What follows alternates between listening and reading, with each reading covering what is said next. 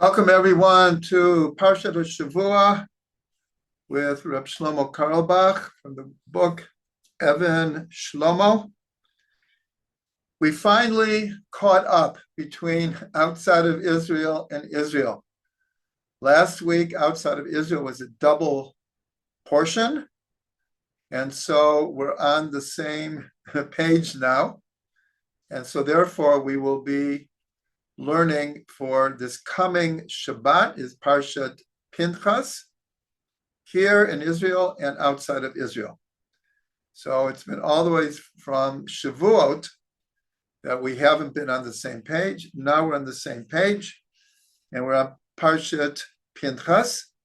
For those who have the book and want to follow, I'm starting at page 362.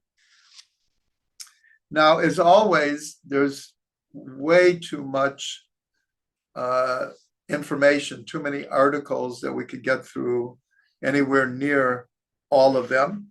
So here I'm picking out sometimes just paragraphs in an article, trying to piece things together. But before we start, I have to give some background so everyone understands, because Rav Shlomo he just assumes everyone knows what's going on in the Parsha. So at the end of last week's Parshat Balak, after Bilam tries many times to curse the Jews, he's not successful, God does not allow him, but he understands that he can, as it were, get the Jews to curse themselves by sinning.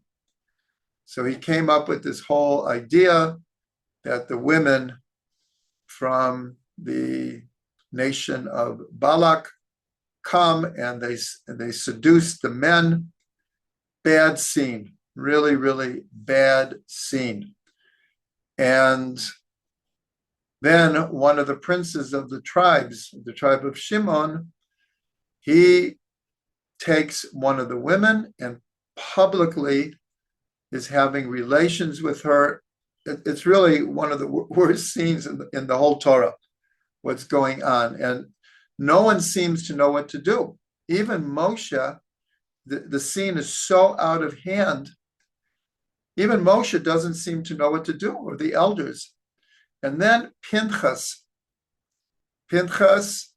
comes, he's the son of Elazar, and he asks permission from Moshe. He reminds him what the law is in this particular case. When there's a public desecration of the Torah, of God. And so Pinchas takes a spear and he kills the prince of Shimon and the woman that he's laying with. And actually people are quite upset afterwards, but what happens is a plague had broken out, and what Pinchas did stopped the plague. And we'll notice from this parsha on, all of the rebellions, all of the challenges, all of the sins of the book of Bamidbar are done. In other words, what Pinchas did, he changed the entire energy completely. But nonetheless, he took a huge risk. He acted on his own, and he put his life on the line. And that is what Rav Shlomo is going to comment on here. It's the theme that he's going to be talking about, is not exclusively, but this idea of acting in the moment when even maybe the whole world thinks you're crazy or you're wrong, but you know that right now this is the right thing to do. So this is just a background so we can understand some of the things that Reb Shlomo is saying. So on page 362, we're just going to learn like a little story here, and then we'll see why he's telling it. In the beginning, it was like, what does this have to do with Parshat Pinchas? So it starts like this. there was a Zilichover Chasid who had Peyas down to the floor. Now, obviously, he's exaggerating a bit, but the point is this Chasid had very long Peyas, very long Peyas.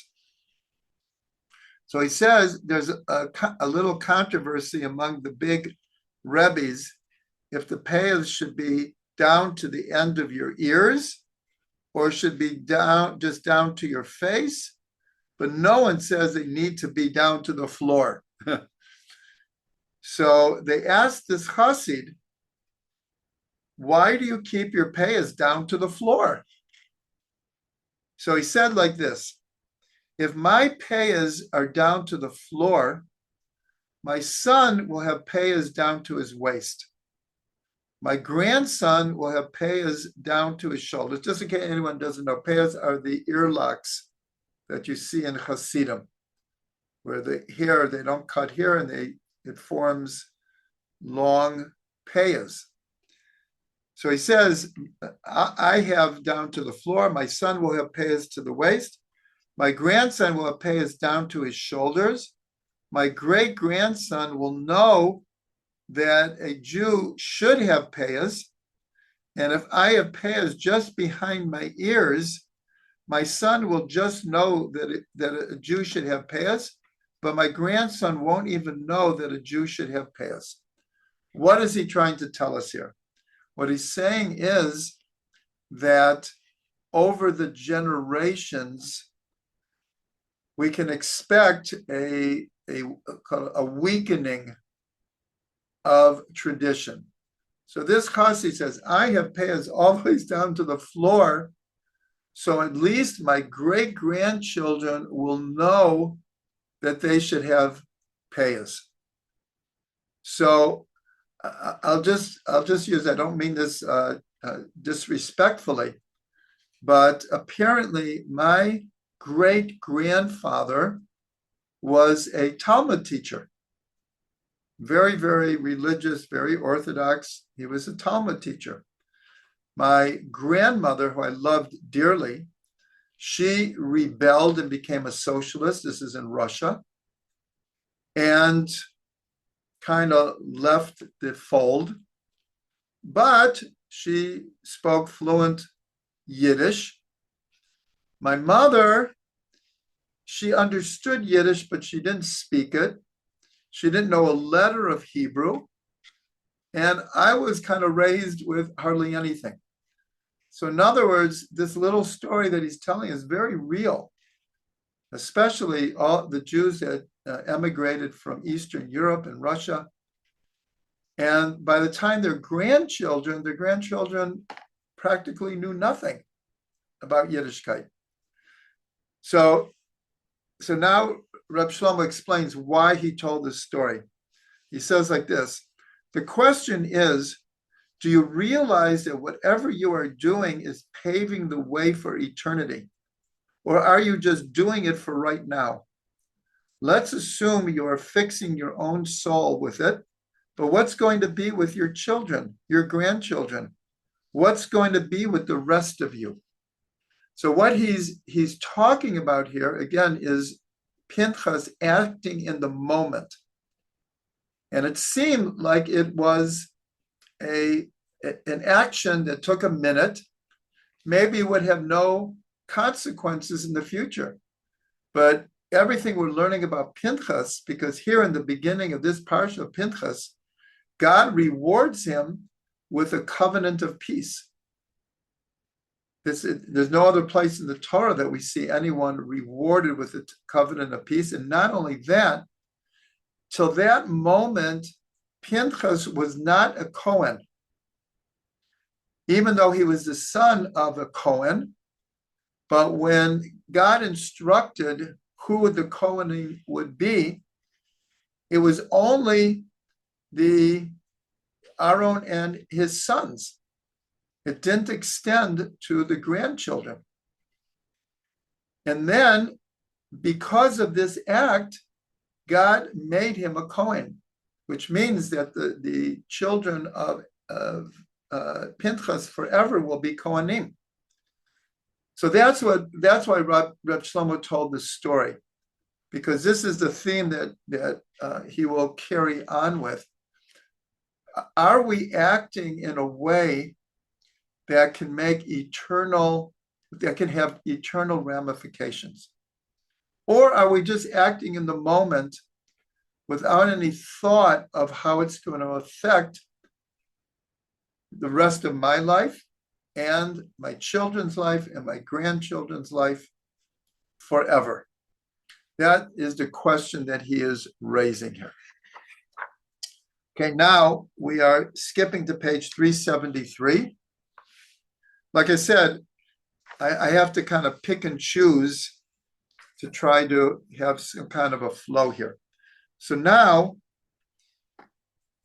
he's going to be talking about what's called Smicha, page 373.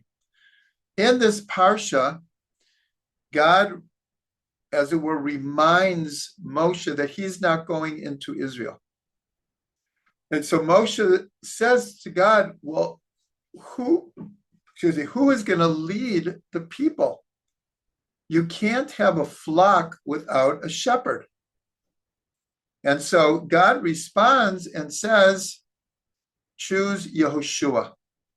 And then he tells him, put your hand on his head and like publicly, and confer upon him the yoke of leadership. So that act is known as Smicha, laying your hand. When we in the temple, when we would bring animal offerings, we would put our hands on the head of the animal and in a certain way transfer our energy onto the animal. The animal became instead of us. So here, this idea of Smicha, to this day, rabbinic ordination is still called Smicha, based on the idea of putting your hands. The Rebbe, the rabbi, is transferring his knowledge. It's a symbol of transferring his knowledge to the student.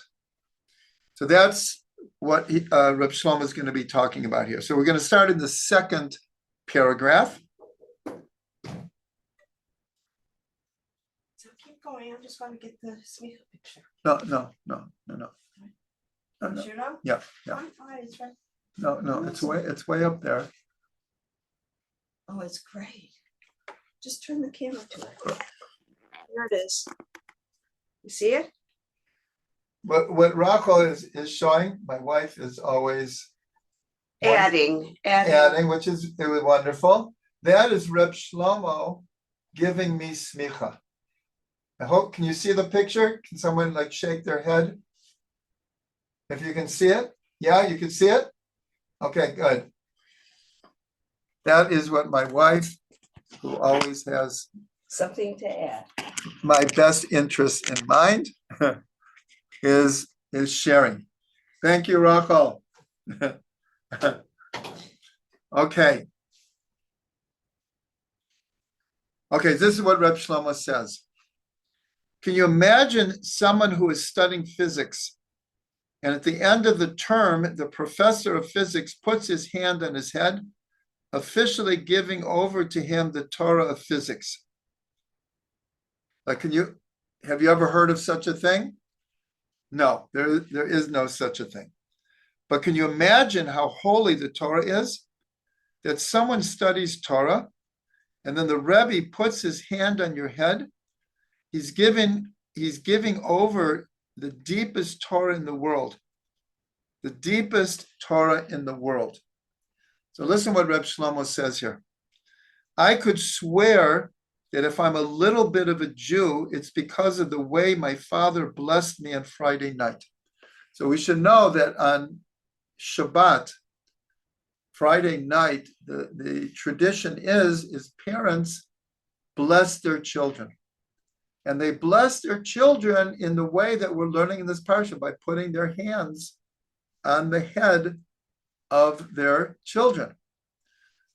My children don't live with me now, but I send blessings to my children, and I always hold up my hands like this, and I bless them from a distance. So Rav Shlomo is saying, he's like revealing something very deep about himself. He says, I could swear that if I'm a little bit of a Jew, it's because of the way my father blessed me Friday night. I remember how my father would put his hands on me. My father was really into blessing his children. It was not just a little sidekick. It was mamish for real. Whenever I looked up, I would see my father's tears running down. This was every Friday night. But on Yom Kippur night, the crying was mamish to high heaven.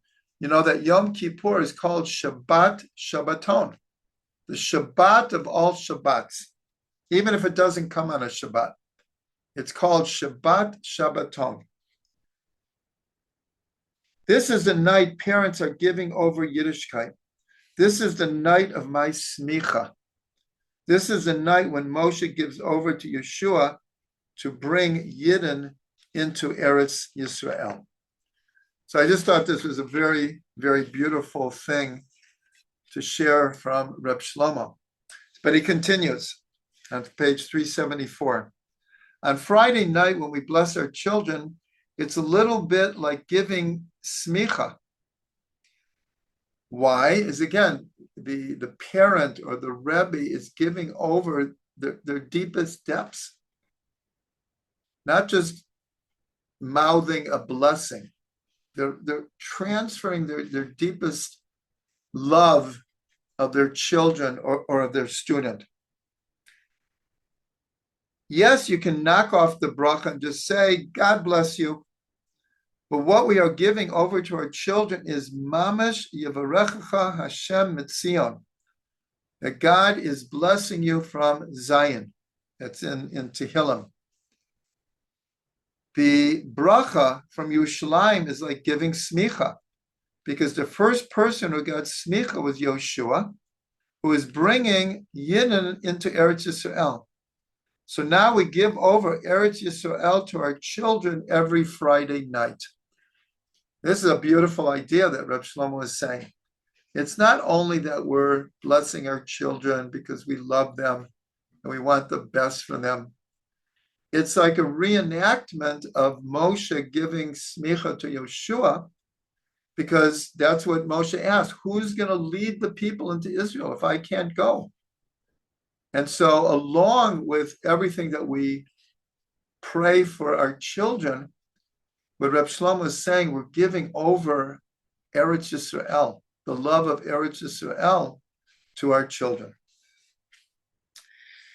Reb Shlomo continues, this is what it was by the Baal Shem Tov. All the Rebbes became Rebbes by receiving smicha from another Rebbe. You can perform miracles, you can do anything in the world, but you're not a Rebbe until you receive smicha from another Rebbe. Yeshua's smicha is to bring Yidden to Eretz Yisrael, to fix Yidden, to connect Yidden to above again. Imagine if we could be on the level today that there would be some holy people standing by the holy wall, putting their hands on every Yid, saying, we blessed you to come back to the Holy Land. Gewalt, I could nearly swear that 99% would come back. He doesn't say unfortunately, but he means unfortunately we are not on that level yet. Mikdash Hashem konanu yadecha. The Beit of Mikdash is built with God's hands. When Moshe Rabbeinu gives smicha to Yeshua, he gives him smicha to bring Mashiach and rebuild the third temple. But I just want to go back where it says the holy place, the Beit HaMikdash, is built with the hands of God. This is in the Song of the Sea. So what he's saying is that what we're waiting for really is for Hashem to put, as it were, his hands on our head and bless us all to come back to Israel, and that we should rebuild the temple, and we should bring Mashiach. That's like the ultimate smicha.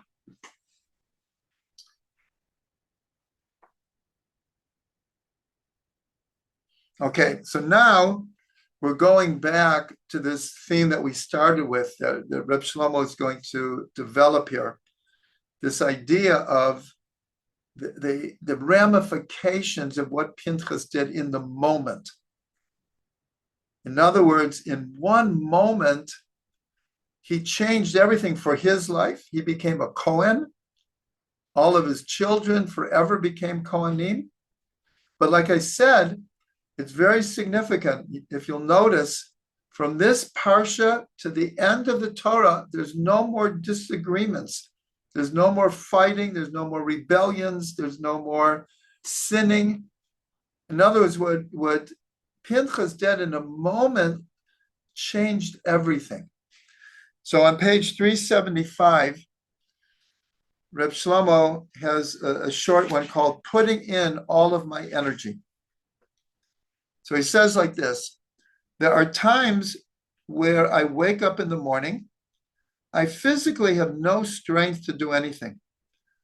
I definitely don't have strength to start davening and saying the Shema. We all know sometimes we get up in the morning and we're tired, we're exhausted. We just don't have any energy. By Pinchas it says, Vayikach Romach b'yadav. By Pinchas, remember I said that he killed Zimri and Cosby with a spear. This spear has a very special name. It's the only time a spear or a rod it's called a Romach.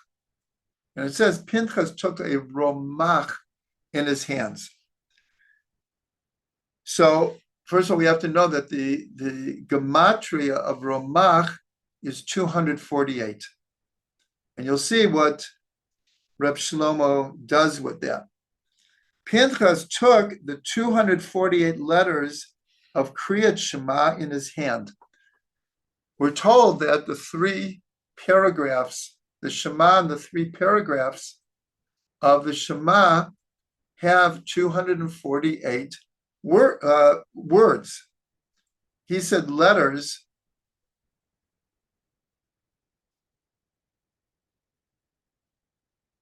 It's words, not letters. Actually, I think it's a mistake here. It has 248 words.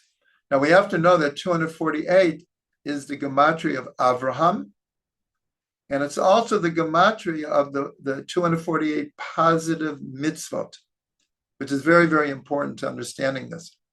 There are the 613 mitzvot, there's 248 positive mitzvot, and there's 365 prohibitive mitzvot. So 248 represents an all-inclusive idea. Just like Avraham, every Jew comes from Avram and Sarah. The Kriyat Shema, the Shema with its three paragraphs, represents the central focus of God's oneness in the world. And the 248 positive mitzvot represent all the positiveness in the world. So Reb Shlomo says, Pinchas took the 240 words of Kriyat Shema in his hand. He said Kriyat Shema with his whole heart. But I want you to know a Geval Torah. Everyone knows that Sfecha de B'Rabbanan Lekula. I'll explain this in a second. In other words, if you don't know if you did a mitzvah from the rabbis, you don't have to do it again. Let's say, again, you're tired, you're not concentrating, and let's say you're eating an apple, and you say to yourself, did I say a blessing on this apple? I can't remember. So saying a blessing before we eat a food is from the rabbis. So the general principle is all mitzvot from the rabbis. If I don't know if I did it or not, I don't repeat the blessing. Because we're told we're not supposed to take God's name in vain. So if, let's say I did say a blessing on the apple. So we don't want to say another blessing if I don't have to. So that's called Smicha de Rabbanan L'Kula. If there's a doubt with a mitzvah from the rabbis, you can be lenient. But by Kriyat Shema, it says, if you don't know if you said Kriyat Shema, you have to say it again. Why? Smicha d'oraita l'chumra. In other words, if it's a mitzvah from the Torah, and you can't remember, did I say it or not? Then you do say it again, because it's from the Torah and it has more stringency. So why is he telling this? So the Alexander Rebbe says that if you read Kriyat Shema and you don't know if you read Kriyat Shema or not, you obviously didn't say it properly. In other words, if 5 minutes after saying the Shema, you can't remember if you said it, well, how much focus did you have in the first place? That you can't even remember 1 minute later if you said it or not. I have to say, unfortunately, this happens to people. It's not a crazy idea. A lot of times we're like this, not focused. And then we realize we want to be focused and we can't even remember 5 minutes ago if we were focused or not. So the Alexander Rebbe said, if you can't remember if you said the Shema or not, obviously you were not very focused in the first place. So he says, he says, if you would say Kriyat Shema like Pinchas, vayikach Romach b'yadav. Pinchas took this spear, but again, the spear equals 248. And it means, everyone listen carefully, it means that Pinchas was able to take all of his energy and to act in the moment in almost a superhuman way. And that's why it's called a Romach. Anything short of Pinchas being able to take his entire being to do what he did wouldn't have worked. It wouldn't have worked. So that's the symbolism here of this spear, this Romach. So Rav Shlomo says, if you would say the Shema like Pinchas with all of your strength, you would know if you said it. If I mamash exert, now listen what he says, if I mamash exert all of my energy for something, I remember it. Reb Nachman in Likutei Moharan says that exile is when I'm not exerting all of my energy into what I'm doing for God or what I'm doing in general. To go out of exile means to have strength again. So Rabbi Nachman says, like, on a personal level, what is exile? Exile means I'm not focused. I'm doing things without my full energy. I can't even remember 5 minutes later if I did something. That's called spiritually being in exile. And what does it mean to come out of exile? Redemption means I'm able to do something with my whole being. So here, this is a question that everyone should ask themselves. How many things are we doing in life with our whole energy? And the answer, and I'm including myself, believe me, is not much of the time. How many times? We say 100 blessings a day. 100 blessings a day. How many of them are with our whole energy, our whole being? So this is just a question that we should all ask. And hopefully, right, Rachel, we said already, the 248 positive mitzvot. So that's, my wife is reminding me, that's the idea of taking all of the positive mitzvot. That's what it means, that Pinchas took this Romach in his hands, meaning he took all of his energy and he acted in a moment, but that moment led to eternal consequences, ramifications for the good, for the positive. And here, I'll throw in a little important Kabbalah here, is that the Arizal revealed an answer to the question, what, here Rav Shlomo is like telling us in a way, but what gave Pinchas the energy to do what he did, the inspiration to do what he did? Again, even Moshe didn't know what to do, and he reminded Moshe, and Moshe said, well, if you thought of it, you should do it. This is a kind of saying that is repeated in a lot of groups of people or communities. Someone comes up with a great idea, and someone will say, well, you thought of it, you should be the one to spearhead it. And there's a truth to that. But the Arizal was asking at a much, much deeper level, what happened to Pinchas that he was able to do this act? And so he reveals, and I'm doing this in short, this is a much longer thing. Those who have Orchard of Delights, you can see the full story here. But the Arizal said that at the moment that Pinchas was getting ready to do this, the souls of Nadav and Avihu entered into him. This is what's called ibor, impregnation. This is a type of, we'll call it reincarnation, but it's for a shorter amount of time, where the souls of people who have departed enter into someone to assist them to do something, or to fix something in themselves that needed fixing. So Nadav and Avihu, if you remember, without asking Moshe or their father Aaron, they took incense and put it on coals, and they went into the Holy of Holies without asking anyone. And on the day that the tabernacle was inaugurated, and their souls were consumed.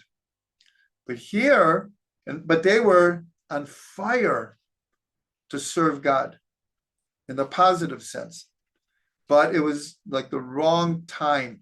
The timing was, it's all in the timing. But here, they enter into Pinchas, and they fixed this idea because Pinchas asks Moshe for permission, and it reminds him what is the proper thing to do at this moment. And also because the souls of Nadav and Avihu were fiery. And so they entered into Pinchas. And then in the Gemara, and perhaps the only explicit hint to reincarnation, say Pinchas ze Eliyahu. Pinchas is Elijah the prophet. But if you look in history, Elijah the prophet is hundreds of years after Pinchas.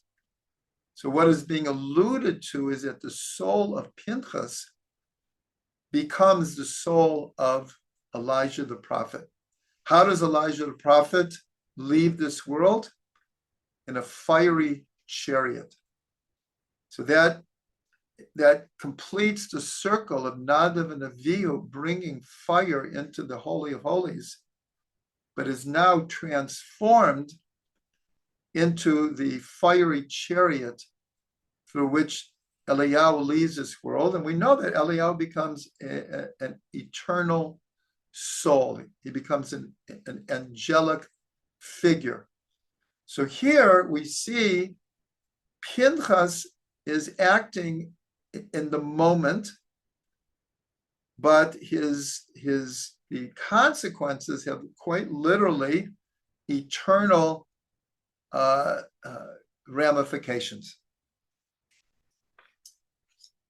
Okay, now we go to page 380, and this is a longer Torah, and this is what we're going to concentrate on now, and this is called the Torah of always versus the Torah of the moment. This is a little bit what I've been alluding to. So Rav Shlomo says, how could it be that as holy as Moshe Rabbeinu was, he wasn't the one to bring us into Eretz Yisrael? Everyone asks this question. What happened here?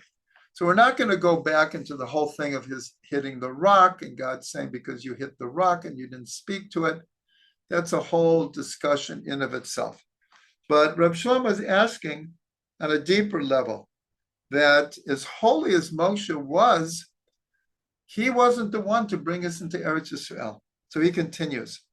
Torah shebichtav, meaning the written Torah, is the Torah which you cannot add to. Every letter of the Torah, every word is what it is. We don't add or subtract from the written Torah. The holiness of Eretz Yisrael is something else. The holiness of Eretz Yisrael is that every Jew adds to the Kedusha of Eretz Yisrael. This is like the oral Torah. The oral Torah is always being added to. Right now, we are involved, this class is part of the development of the oral Torah. So he's saying every Jew adds to Eretz Yisrael. How did Pinchas become so holy? Not because he put on tefillin every morning or because he ate glad kosher meat. Pinchas mamash added something to the Torah. Because here, the Torah itself didn't command. It's not like God came to Pinchas and said, you need to kill Zimri and Cosby and stop the plague and make this qualitative change that we talked about. He came up with it on his own. How did Pinchas suddenly see that at that exact moment, it was on him to do what he did? How did he know? Only because he was ready to die for God every second. Meaning when he did that, later, the people, they actually wanted to kill Pinchas. Like, who gave you the right to kill a prince in Israel? Now, these were obviously people who had been wrapped up in the sinning that was going on. Remember, it was a really bad scene. Rav Shlomo continues, you cannot add to the Torah unless you are ready to die for it in the deepest way. If I love a person so much that I'm ready to die for them 1,000 times, I love them more every minute of every second. If I like a person, I like them, but that's it. There are some people who we like from the moment we meet them, and until Mashiach is coming, we like them the same way.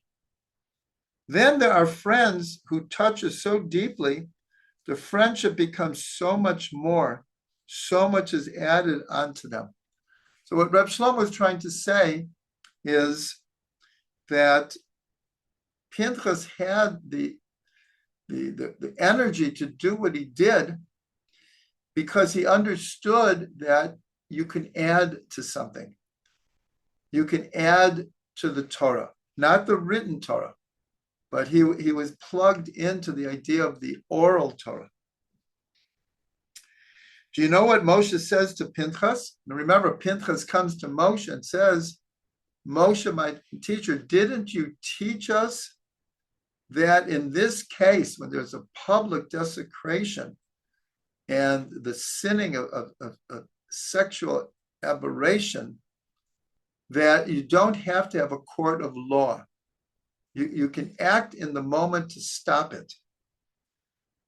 So what did Moshe say to Pinchas when he reminded him?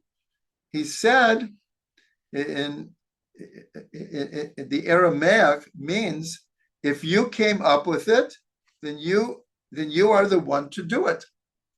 In other words, it is if you read the letter, then it's on you to fulfill the words of the letter.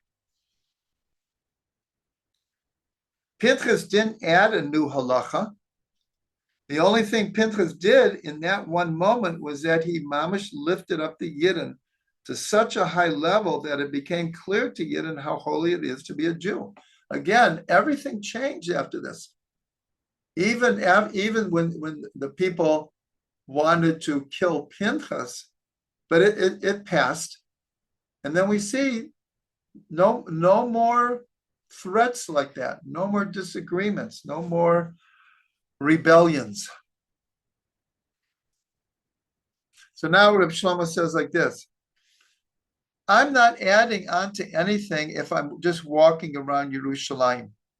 I'm only adding to Eretz Yisrael if I'm mamish in the place which God gave me, in my what's called Daled Amot, meaning I know where my place is in Eretz Yisrael. If I come, truthfully, what he said before is also, he said, a Jew comes to Israel, he's adding to Israel. Here he's kind of hedging on that and saying, it's not just that you come here, but if you feel it's your place here, you have your neshama is here, then you're adding to it. So Pinchas brought down to the world Le'ela Telachech ha'oretz.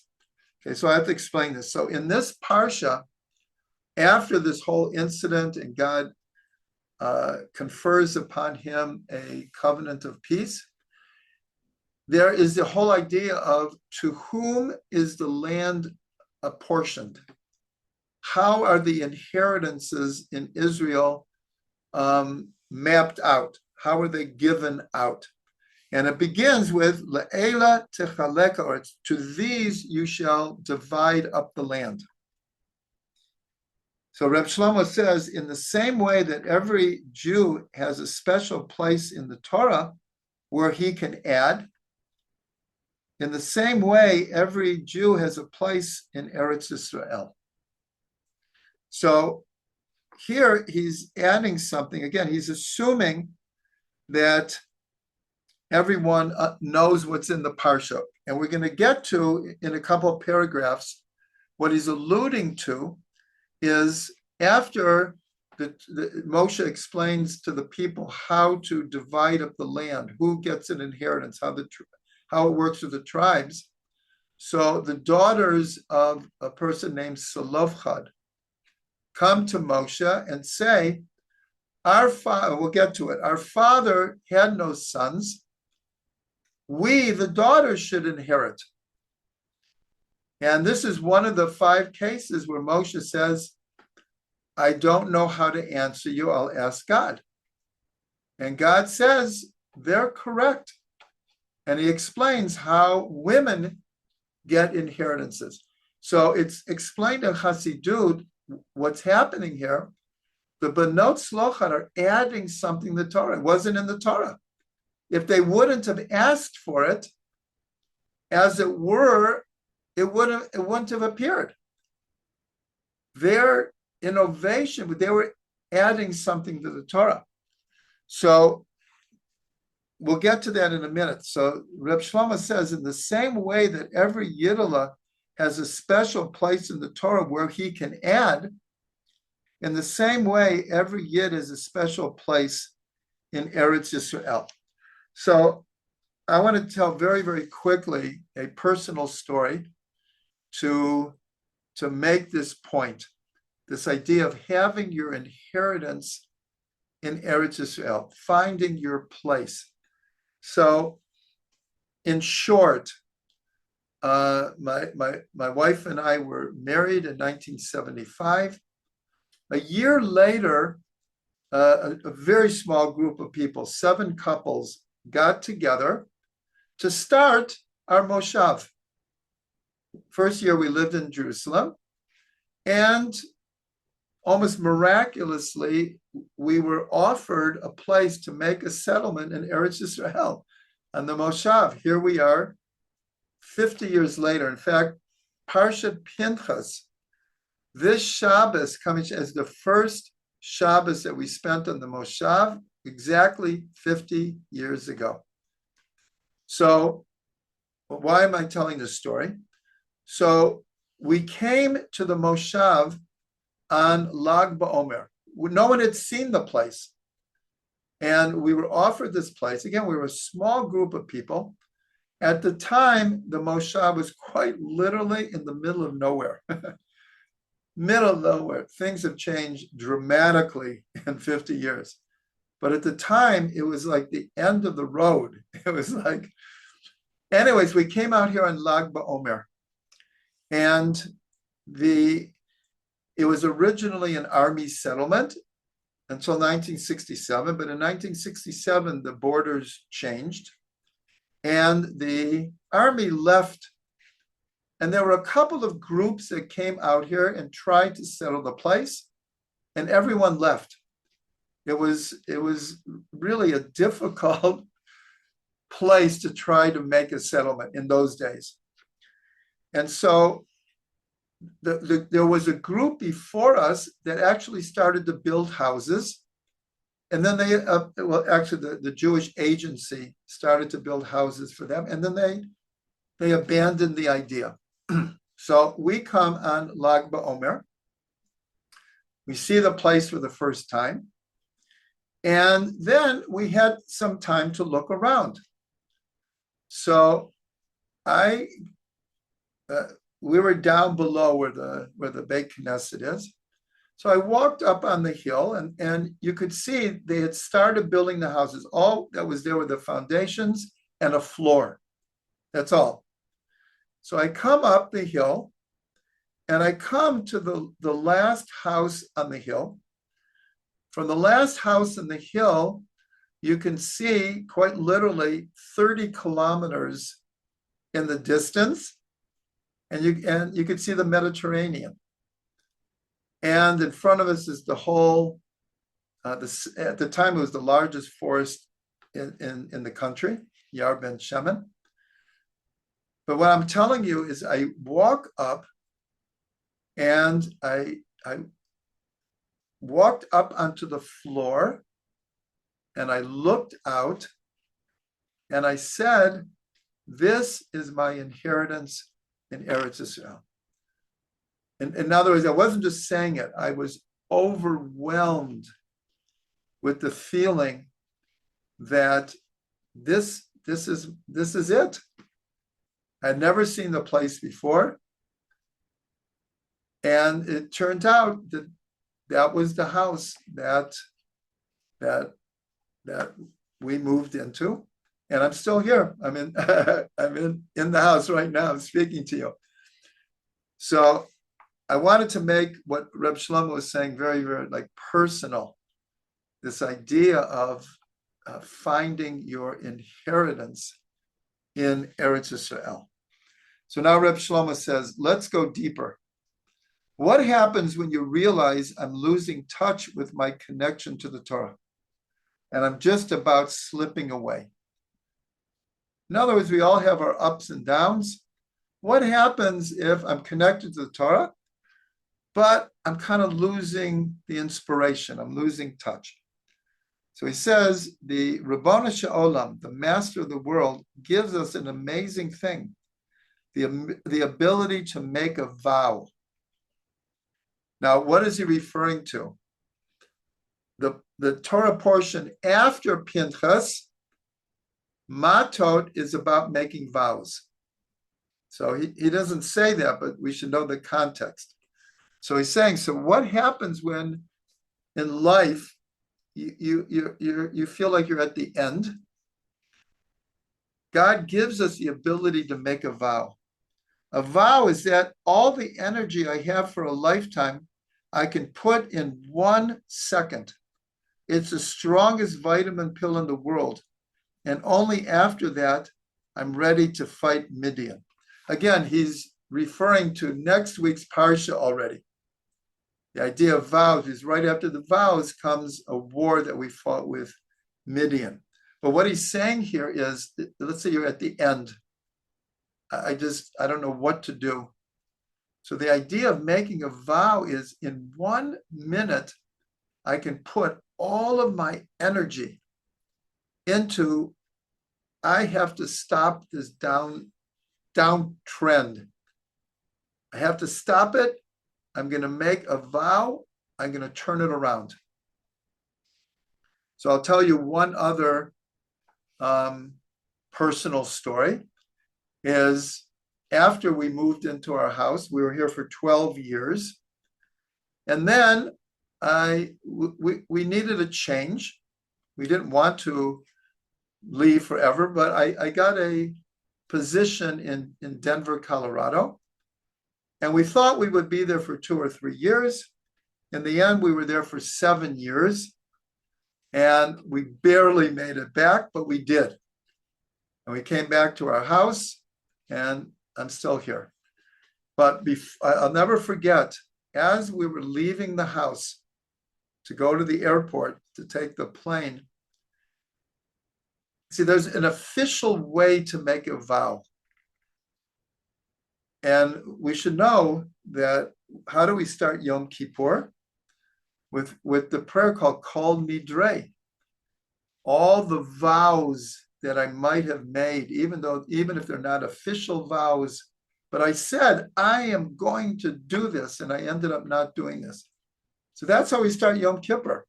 And many people right before Rosh Hashanah, we do what's called Hatarat Nidarim. We in front of a court, we cancel any vows we might have made without meaning to, or by mistake, or we wish we wouldn't have.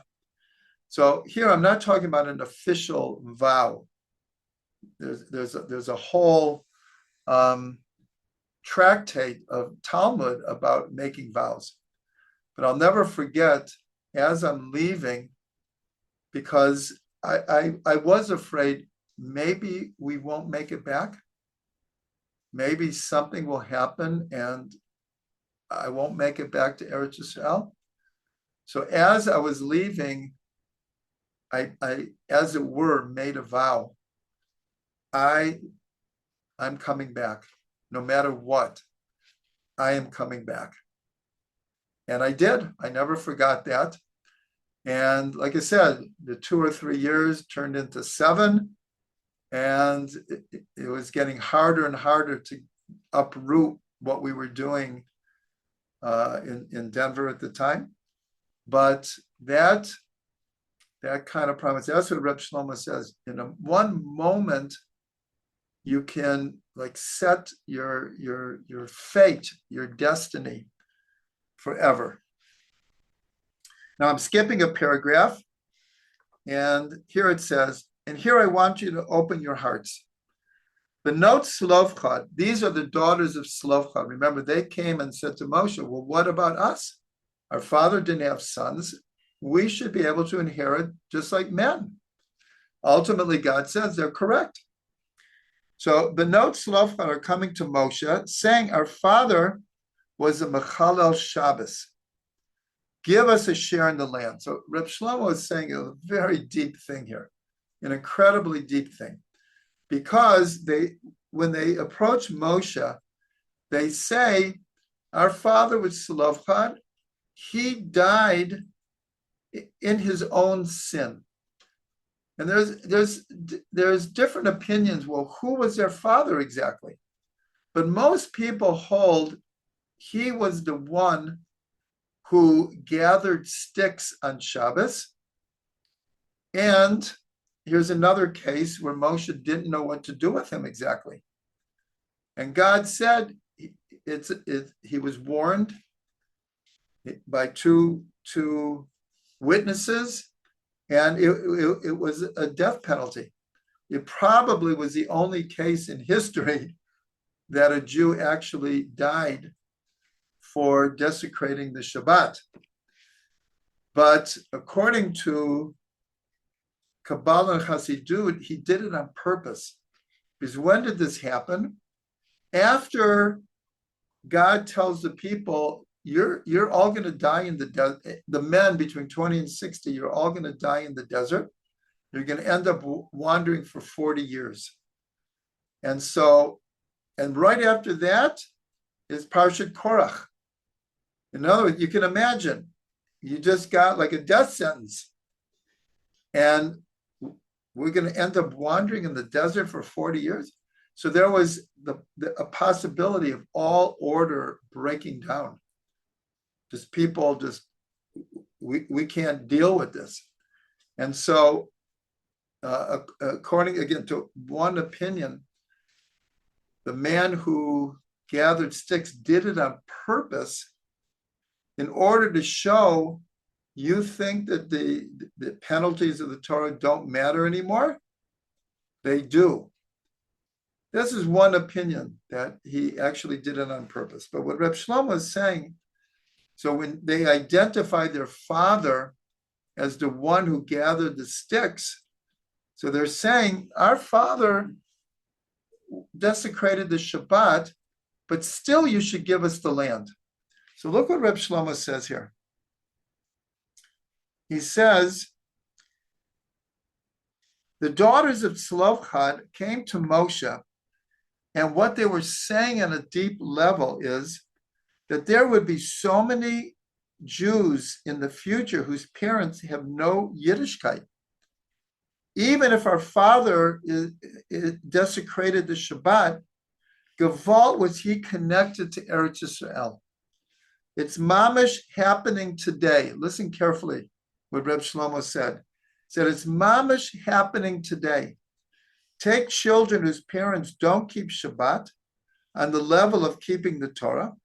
They didn't keep anything, but Gevalt are they connected. So this was the thinking of Rav Kook. Rav Kook saw that the vast majority of Jews coming back to Israel, starting in the 1880s, they were not religious, but were they connected to Eretz Yisrael? Every one of them was ready to die for Eretz Yisrael. Everyone was ready to sacrifice everything for Eretz Yisrael, but they weren't keeping the Torah. But Rav Kook, many other religious people were like outraged, like this is no way to set up a state. But Rav Kook saw deeper, and he saw how connected these people were. So when he says it's mamish happening today, so I just want to comment. We've made this point before, that for many people, October 7th changed everything. Before October 7th, there was a lot of disagreements in Israel. But more than that, there was like a whole generation that was being raised on Western culture, Western values, seemed very disconnected to actually even being in Israel. And then October 7th came, and it was that generation of young soldiers that stepped up and were ready to sacrifice everything to protect Israel. And there has been a huge change in Israel. Everyone is commenting on it, that, of course, it's not universal and it's not happening to everyone, but there is no doubt, they've done many surveys, that many more people are connected to tradition since October 7th. Many more people just have the consciousness of how important it is to be in Israel and what it means on a spiritual level. So that when I read this, it was like when he says it's mamish happening today, that even you have people that seemingly are not so connected, but are they connected on such a deep level? The Lubavitcher Rebbe said that the state of Israel exists on the merit of the army, where the soldiers are ready to give up their life at any moment, that we can have a place in Eretz Yisrael. Whether they keep Shabbos, they don't keep Shabbos, they keep mitzvot, they don't keep mitzvot. But I will make a statement now, even though everyone talks about the religious secular divide. It's a known fact now that the majority of Jews in Israel consider themselves either religious or traditional. Traditional means not necessarily keeping all of the mitzvot, but keeping a lot of the mitzvot, believing in God, believing in the Torah, and believing in our right to Eretz Yisrael and the righteousness of being in Eretz Yisrael, and doing a lot of the mitzvot. The majority of Jews, it wasn't like this all the time, especially at the beginning of the state of Israel. The vast majority were what we call secular. It has changed dramatically in the last 78 years. So I just thought that was just such an incredible insight of Rav Shlomo, what he was saying, what the daughters of Tzelofchad were alluding to Moshe by revealing that their father was the one who gathered sticks on Shabbos and actually died for it. And the surface was punished for it. But again, according to Chasidut, he did it on purpose in order to make a point.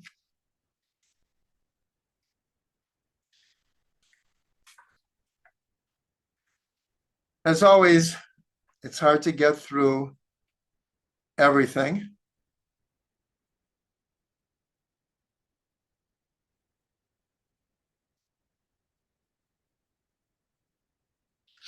So I think that's a good place. We're going to have to stop for tonight. So let's end with a blessing that